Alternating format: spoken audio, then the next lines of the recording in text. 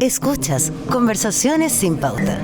Diálogos urgentes sobre el país que tenemos y el que queremos tener. Un podcast de Pauta 100.5 con Claudia Álamo. Cambio de ciclo. Eso es lo que marca la llegada de la derecha más tradicional al gobierno. Ya tenemos una radiografía del gabinete con que José Antonio Kast va a gobernar a partir del próximo 11 de marzo de este año. Muy marcado por independientes, muy centrado en ser un gobierno de emergencia. De cara a este nuevo ciclo y mirando un poquito más allá, hay muchas preguntas en el aire. En lo político, ¿qué pasará con ese mundo político, social, cultural de la centroderecha? ¿Cómo se repone de una derrota importante de manos de una derecha más dura, que es también un fenómeno que estamos viendo en el mundo hoy día? Y pareciera ser un escenario bastante calcado de lo que pasa en el mundo de la centroizquierda, que le pasó con el Frente Amplio y que también lo estamos viendo mucho a nivel mundial. De eso queremos hablar en estas conversaciones sin pauta, cerrando este mes de enero, y lo vamos a hacer con el economista Ignacio Briones, quien fue además ex ministro de Hacienda de Sebastián Piñera, a quien le agradezco muchísimo el honor de estar aquí en estas conversaciones sin pauta. Ignacio, ¿qué tal? Hola, Claudia, el honor es mío, así no, que por favor. Ojalá que nos escuche, porque ya no es verano, nadie escucha nada, así que... Tú dices, no, no, aquí tenemos nuestro público fiel en este podcast, bueno, y vamos a otro ritmo, y también se valora mucho entrar y salir de temas, divagar también, que aquí en Chile se usa poco. Ignacio, tú tienes una formación súper distinta a una buena mayoría de economistas en Chile. Te formaste en Francia. Eso probablemente da una cabeza distinta en la aproximación de los temas económicos, sociales, de la sociedad, que es muy distinto a la formación de un número importante de gente que estudió en Chicago, gremialista. Entonces, primero, como partiendo desde ahí y de que eres parte de un mundo de los llamados centro-derecha, ¿qué estás viendo y cómo te sientes en este momento en que finalmente los ganadores es un mundo de una derecha más tradicional y una derecha más puramente derecha? No sé si tengo una formación tan distinta, porque me formé en la católica. Sí. Quizás lo distinto es que yo combiné siempre economía con otras cosas. Yo estudié ciencia política también. Pero bueno, la economía es la economía. Pero más allá de eso, a la pregunta tuya, ¿qué sensación tengo? Primero tengo la sensación de lo que es la riqueza de la democracia. Yo encuentro que en este tipo de coyuntura uno siempre tiene que tomar un poquito de distancia y mirar la maravilla que es la democracia, que se produzca alternancia en el poder de una manera competitiva. Entonces, el proyecto de derecha que ganó, muy legítimamente y con holgura, no es el que a mí me representa ni me identifica a plenitud, pero no dejo de maravillarme y de valorar este recambio. Esto es como que tú hubieras tenido un equipo jugando con sus jugadores, que son los ministros, con el director técnico, que es el presidente, y los echaste a competir en un cierto campeonato. Estuvo ese equipo durante 4 años. Y luego compiten en la gran final, hay una elección, y sale un nuevo equipo que se renueva por completo, con un nuevo director técnico, un nuevo presidente y un nuevo gabinete ministerial, que es el que se ha presentado, amén del Congreso. Eso es muy bonito, yo creo que tiene que ser uno muy respetuoso, y no generar, no ver en aquello una suerte como de guerra fratricida o pugna. Yo lo veo más bien como el producto de la competencia, que uno lo obliga a hacer mejor, a plantear mejor su idea, a comunicarlas en terreno de manera más efectiva, a tener un sueño país por delante. Si ellos ganaron es porque nosotros hicimos la pega, no hicimos la pega bien. Ya, se entiende, y se entiende que en el fondo tú dices, priorizamos el valor de la democracia, esto es la democracia, sí, en su estado puro. Pero también la política está hecha por seres humanos. Y como que tú dices, bueno, esto es competencia. Tú tuviste un rol bien importante en la campaña de Ori Matei. Lo quiero llevar como a lo más profundo. Uh-huh. Y había una apuesta, porque había una lectura del país. Entonces, esa lectura que hacía la centro-derecha, que hacían ustedes desde Evópoli, es una lectura que hoy día te la estás cuestionando. ¿Había conexión con el país real? ¿Estaban entendiendo lo que pasa en Chile? Esto para pensar desde dónde se construye o se mantiene o se solidifica esta centro-derecha. Mira, a tu pregunta yo creo que lo primero, y es bien obvio lo que voy a decir, hay que evitar la tentación de ver en el momento, en la foto actual, la película completa. Hay algunos que dicen el triunfo de José Antonio Kast y del mundo que él representa es un cambio de ciclo permanente, como que aquí la vieja centro-derecha, la derecha liberal se acabó. Yo digo, pero en qué minuto la derecha cree en el determinismo histórico marxista, digamos. Si la historia no tiene un sentido definido, y sería tan absurdo como definir una película luego de ver la primera escena, o ver la foto del cartel. No tiene sentido. Entonces, esto no es como que se haya acabado o quede fijado en piedra. Y en esa lógica, en este proceso competitivo hubo una idea, un proyecto que fue superado en la urna por José Antonio Kast. Yo creo que era su momento, yo creo que es lo que está en el ambiente. Pero lo que quiero decir, no estoy seguro que eso que está en el ambiente sea permanente. Hemos visto una y otra vez cómo el péndulo en Chile se mueve ¿No de crees un lado que a haya otro. una derrota de esa derecha liberal? No, para nada, porque sería... ¿Pero en quién la ves tú que siga viva? Bueno, a ver, de nuevo, es como hay gente derecha que ha planteado, murió la derecha liberal, murió la centro derecha, porque esto es lo que viene.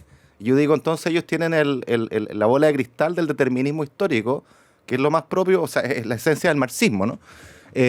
Curiosa actitud. No, yo creo que las cosas van y vienen, y en la competencia, yo creo en la sana competencia, cuando uno pierde, uno tiene que tener mucha humildad para hacer un análisis profundo, autocrítico, ver qué cosas son estructurales, se mantienen, qué cosas son tácticas, hay que cambiar, cómo se comunica. Y yo creo que esa es la visión que hay que tener, porque yo creo en un proyecto de centro-derecha que de partida tenga proyectos. ¿Dónde está el proyecto de la centro? ¿Cuáles son sus sueños? ¿Cuáles son sus ideales? ¿Cuáles son las banderas? No tiene, las perdió, se diluyeron, Yo- se desacopló del Chile de hoy. Yo creo que por un lado se han diluido, ¿ya? Por otro lado, creo que nunca han estado lo suficientemente netas en una hoja de ruta, digamos, a 20 años. Y tercero, hay una cuestión táctica de cómo tú las bajas a una ciudadanía que es mucho más cambiante, que tiene un votante nuevo, obligado, que quiere todo para ayer. O sea, la inmediatez está ahí, cómo tú la combates. Y obviamente en la política, el político exitoso tiene que saber caminar y mascar chicle, combinar ambas cuestiones, lo estructural, la visión, la épica, el sueño. ¿Por qué estoy aquí? ¿Para dónde voy? Y que eso sea creíble a la ciudadanía con el día a día y explicarlo. Yo creo que ese desafío está plenamente vigente. ¿Y está ese terreno abierto en el mundo de la derecha liberal para hacer esa reflexión? ¿O quedaron knockout? Yo creo que sí, o sea, yo creo que sí. O sea, acá uno no puede bajar los brazos de las convicciones que uno tiene. O sea, yo creo que uno no puede olvidarse que un país es un proyecto que tiene sus emergencias, sus urgencias de corto plazo, como ha puesto énfasis el actual gobierno del presidente electo Kast. Pero no puede ser solo eso, no puede ser solo la urgencia. O sea, uno tiene que pensar en las urgencias del mañana, en 5, 10, 20 años. Y eso es así en materia económica, en materia laboral, donde hay desafíos gigantescos, en materia social. O sea, no nos podemos olvidar del lado social desde ideas de derecha, digamos, creyendo en el mérito, poniéndolo adelante, una cancha que iguale las oportunidades. ¿Eso dónde está en el proyecto? ¿Dónde está esa mirada larga, particularmente en materia de educación, que yo creo que es un drama y que está bastante ausente del debate, educación escolar y preescolar? Entonces, eso como que no se ve, ¿te fijas? Y yo creo que uno no puede abdicar de aquello, porque al final los barcos tienen que tener quilla. O sea, los barcos no pueden ser veletas cuya quilla y diseño cambian cada lección en función del gusto de los consumidores. Hay que combinar las dos cosas. Sí. La ética de la convicción y la responsabilidad, como decía Weber, tienen que estar bien equilibradas Claro, en pero este también barco. hay personas de derecha liberal que dicen que finalmente hablar de derecha liberal fue un constructo, es decir, ha sido como desde una cierta élite intelectual sentirse parte de una centro derecha en un país que a lo mejor... Estoy de acuerdo con eso, estoy absolutamente de acuerdo con eso. Yo creo que uno le puede cambiar la etiqueta, pero no perder de vista lo que subyace al liberalismo. El liberalismo es probablemente el mayor avance civilizatorio que hemos tenido en la humanidad. Son los derechos, son las libertades, es el Estado de Derecho, es la democracia liberal. Ningunearla así como así me parece una liviandad increíble que no sopesa las consecuencias que eso puede tener, y de hecho lo estamos viendo en el mundo, en el debate internacional. Hoy día eso está en jaque, y por eso que es tan importante y tan grave lo que ocurre, porque detrás del liberalismo hay derechos y libertades fundamentales inviolables, que son lo que nos hacen constitutivos de ser seres humanos que participan en sociedad, en una ¿Y eso sociedad está- pacífica. ¿A tu juicio eso podría estar en riesgo hoy en el Chile actual? No Como, para digo, nada. Si No pasa, para nada. Si Pero pasa en el mundo, ¿por qué no nos puede pasar acá? creo que Chile Ya. tiene una fortaleza institucional bien grande, increíblemente alta. Y por eso a mí me desagrada muchísimo cuando desde cierta izquierda, que no ha tenido muchas veces las mejores credenciales democráticas, ni siquiera de defensa de los derechos humanos afuera, cuando pierden, son malos perdedores y levantan inmediatamente esta idea de que el nuevo gobierno de derecha antidemocrático, o sea, es como chiste repetido, sin ninguna reflexión profunda. No saben el daño que eso hace al debate, porque hay mucha gente que cree en esos mensajes. Claro, pero de todos modos, Ignacio, hay algo como que... Pero tu pregunta, yo creo que es cierto, la chapa de derecha liberal es súper de élite, es súper de salón, hay que sacarla de ahí, no perder el subyacente, que es lo que está detrás, la idea de la libertad humana, que es no solo hacer, digamos, lo que uno quiere, como algunas personas pretenden o creen, sino que tiene un subyacente mucho más lindo y profundo, que es que yo lo subsumo en la dignidad humana. Yo siempre he equiparado libertad con dignidad. ¿Por qué? Porque la mayor fuente de dignidad, o la mayor expresión de dignidad, es ver en el otro, cualquiera sea su raza, su clase, su etnia, ver un igual, y ver un igual que tiene proyectos de vida que son valiosos. Tan valiosos que uno empatiza con esos proyectos de vida. Y porque empatiza, tiene que tener una palanca de justicia social potente que le dé los mínimos habilitantes para que tenga ese proyecto de vida valioso las chances de surgir. Eso es la autonomía, esa es la libertad. Y eso creo que es un ingrediente que uno no puede perder de la ecuación política, más allá de la etiqueta que tenga la derecha liberal. Saca de la etiqueta y vamos a eso. Que eso, Ignacio Briones, es probablemente una prioridad para ti. No sé cuánto te marcó tu paso por Hacienda, que ese tema, cuando tú hablas de dignidad, te ponga los ojos llorosos. No, pero... pero no sé si eso está como parte de los grandes principios de toda la política. Pero absolutamente. Está en el enunciado. No, pues si tiene que estar en el centro. Piensa tú en educación. Cuando tú tienes 2 Chiles en materia de educación, lo vemos cada año en las pruebas. Por eso, ¿qué te digo? Que no está operando. ¿Qué pasa con el Chile que se queda atrás? ¿De qué autonomía me hablan?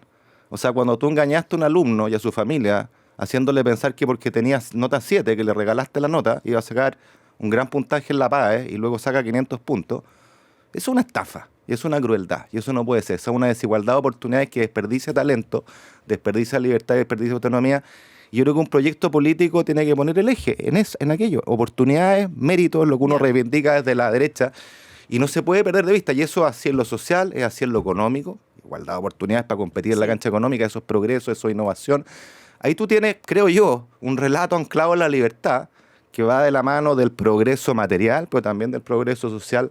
Al menos así lo veo yo, y uno no puede abdicar de aquello. Estás escuchando un podcast original de Radio Pauta, 100.5. Ya, te lo pregunto así. Porque cuando hablamos de educación, tendríamos que hacer la mirada larga y saber que desde Elwin en adelante, es decir, desde la recuperación a la democracia, todos los gobiernos han ocupado esa bandera en las campañas y todos los gobiernos han querido hacer algo ahí. Y si uno mira objetivamente, se le han inyectado recursos, se le han hecho reformas, pero no alcanza, no llegamos. Sí.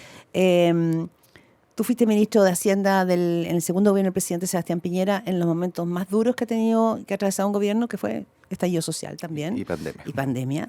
¿Tú crees que hay una herencia ahí de que el gobierno de Sebastián Piñera logró dejar cultural y políticamente una herencia? Porque cuando uno habla con sectores más conservadores de derecha, siempre consideraron que fue un gobierno que fue poco valiente para manejar el orden público y que no dejó finalmente una herencia con banderas de la derecha puesta, que se perdió un poco. Lo primero, eso sí que fue emergencia.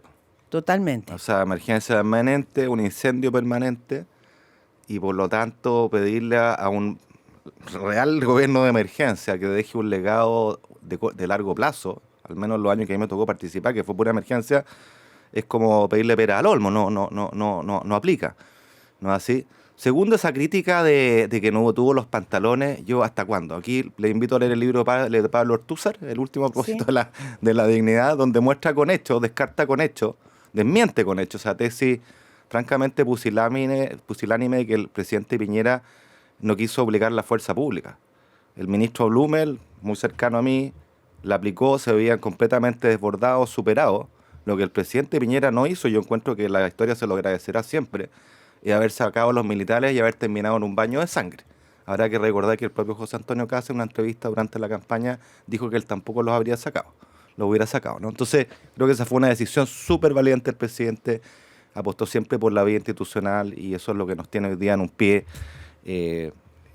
Con una democracia paradita. Claro, exactamente. Y después a mí me sorprende porque al presidente Piñera siempre le criticó los intelectuales de derecha, que opinan así como de los políticos, le criticaban que su sello fuera la gestión. Y sin embargo hoy día hay como un revival de la gestión. Hoy día hay un revival en el gobierno de Kast. En todo, así como que fuera, y después de su muerte, los mismos que lo criticaban, ensalzaban la gestión. Entonces, mire, cada presidente tiene su sello, pero yo quiero volver al punto de base. Creo que al menos el proyecto de centro-derecha que a mí me identifica, en el que creo, a lo mejor estoy solo en eso, no tengo idea, pero me hace soñar, es que usted tenga un norte grande y ambicioso, anclado en esas banderas de libertad, de oportunidades, de mérito, en todo, en las oportunidades sociales, en el despliegue de tus proyectos de vida que son diversos, todos ricos, todos valiosísimos. Ahí está la dignidad tan manoseada durante el estallido. Y por supuesto en materia económica, si la libertad también es económica. La libertad económica no solo es una empresa que tú creas, detrás de esa empresa hay un sueño, hay un modelo de vida que tú forjaste, que tiene que ser retribuido meritocráticamente. Entonces, creo que pensarlo sí, es una reivindicación del liberalismo que uno se puede olvidar de la bandera y llevarlo a la cancha concreta. Oye, Ignacio,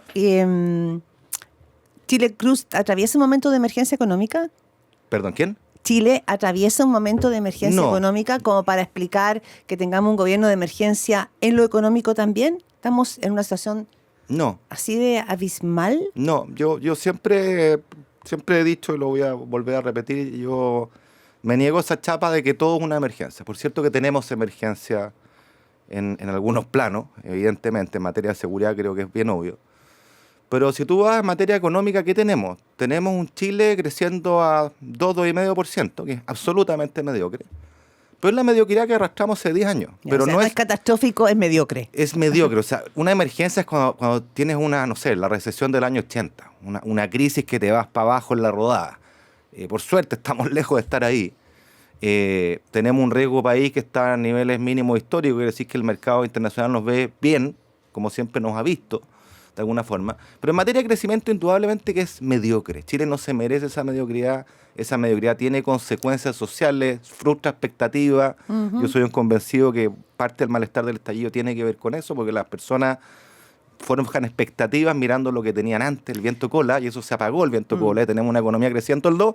Es lo que tiene el presidente Boric, no es distinto a lo que teníamos. El desafío es cómo la lleva al 3 y al 4. Y aquí te voy a decir una pura cosa, que pasar del 2 al 3 y al 4 no es como un tema de meros deseos o voluntad. Implica hacer reformas estructurales, porque al final el crecimiento se debe a incentivos, a reglas. Esas reglas son reformas.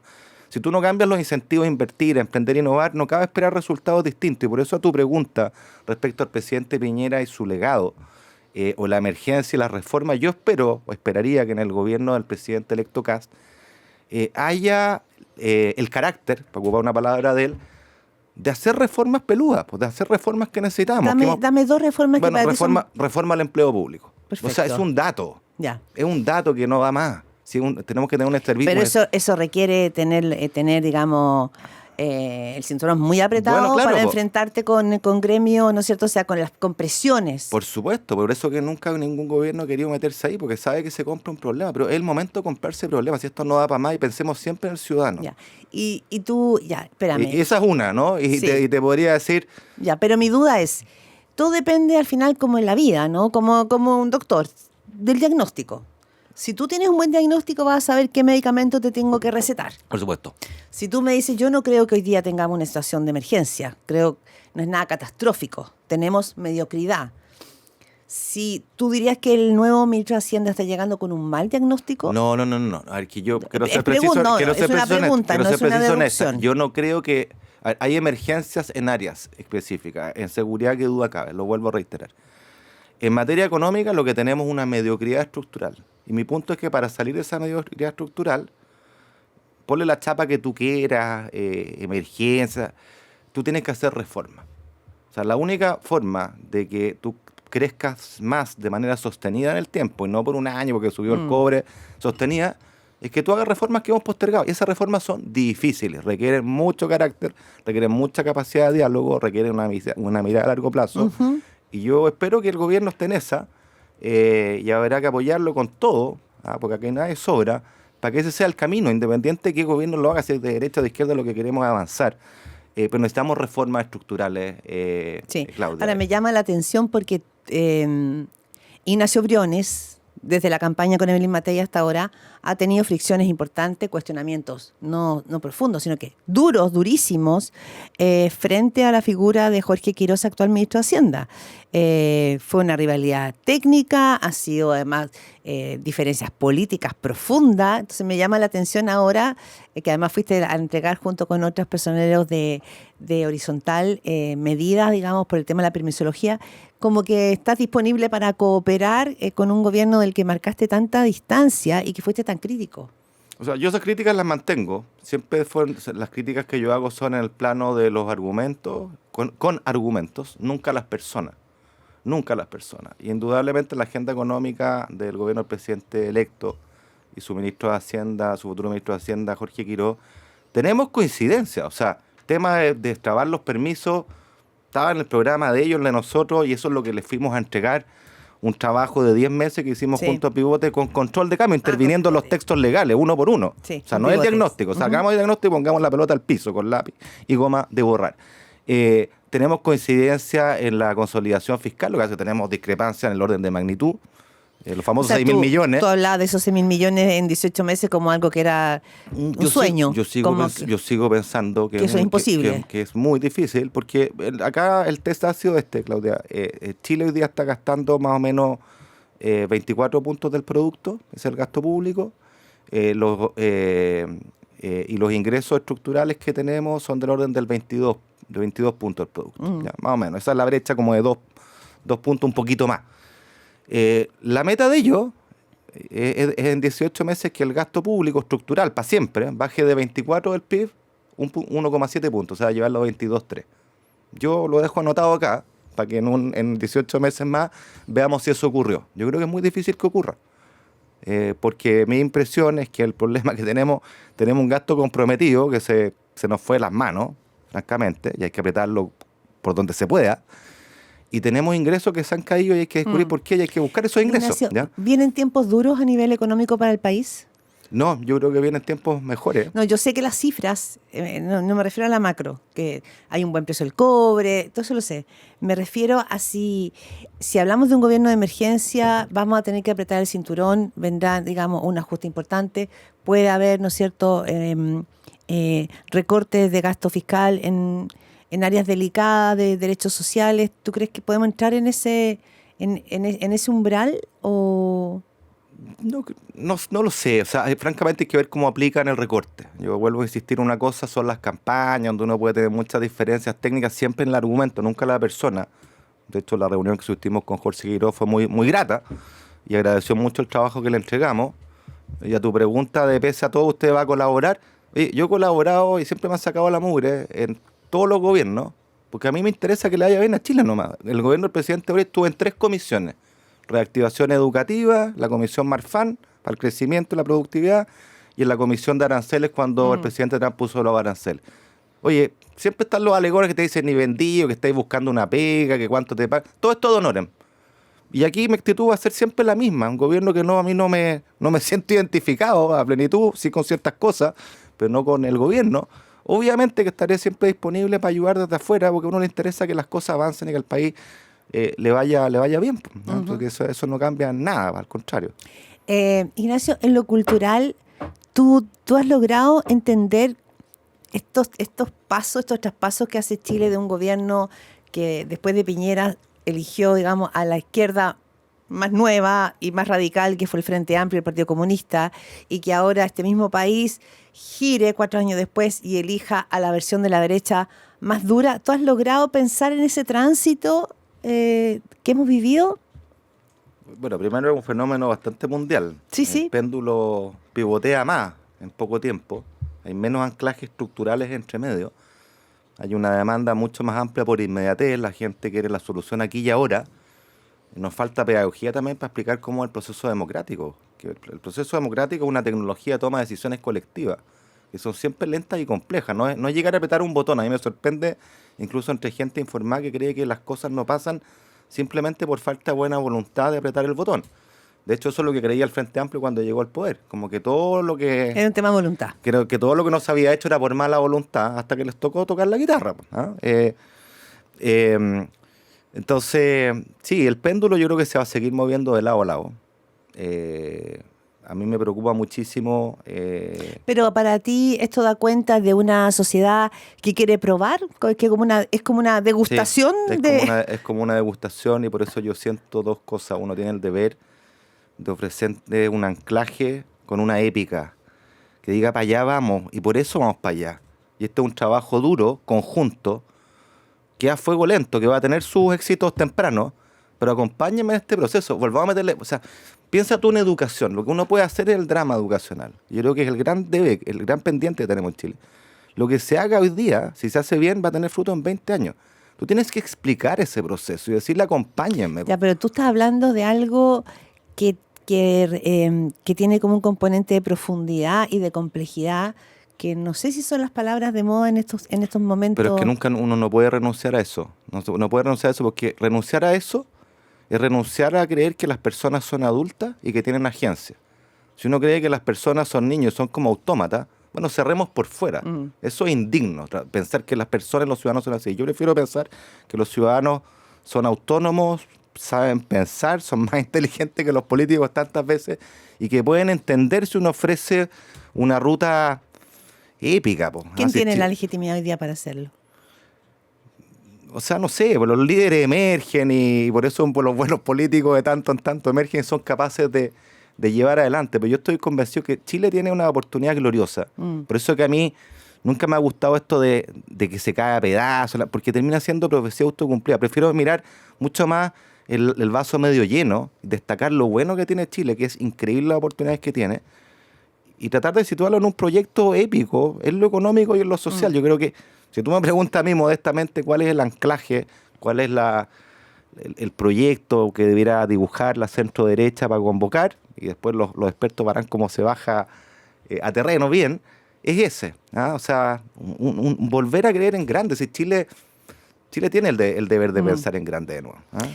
Y lo último y breve, si tuvieras que buscar una palabra que defina cómo estás viendo tú el momento actual, como incertidumbre, expectativa, esperanza, optimismo, pesimismo, una palabra. Es que tengo que decirte una para acá y otra para afuera. A ver. En Chile yo lo veo con optimismo, por lo que te dije. Yo soy un optimista nato. Creo en las posibilidades que tiene Chile. Y afuera, mucha incertidumbre. O sea, yo creo que estamos asistiendo a un cambio muy potente en el orden internacional, con mucho riesgo, que no nos podríamos haber imaginado jamás hace un año que estamos hoy día iba a pasar. O sea, es casi distópico que se hable de invadir Groenlandia. Es como, parece una mala broma, pero es en serio. Es verdad. Y la guerra comercial que tanto discutimos el año pasado y que no tuvo hasta el momento los efectos más nocivos que se preveían. Yo siempre dije, ojo, que esta historia no se ha acabado, esto va a seguir abierto. Y ahí estamos, de nuevo con más aranceles. Entonces, mucha incertidumbre afuera, y eso yo diría, eso es un ojo que tiene que tener el gobierno, porque Chile como país pequeño y abierto, obviamente es sensible a lo que pasa afuera, en lo económico. Bien. Y también en lo geopolítico. No podemos volver a eso, porque al final del día lo que está en discusión son las reglas del juego internacional, económicas, de otro tipo de tratados, y sin reglas en el plano internacional, en el plano interno, no lo olvidamos nunca, no hay convivencia pacífica posible ni progreso posible. Bien. Ignacio Briones, muchísimas gracias por esta conversación súper interesante, además indagar ahí en tu percepción de esta realidad nacional e internacional. Muchas gracias. A ti, gracias. Chao. Esto fue Conversaciones sin Pauta. Diálogos urgentes sobre el país que tenemos y el que queremos tener. Con Claudia Álamo.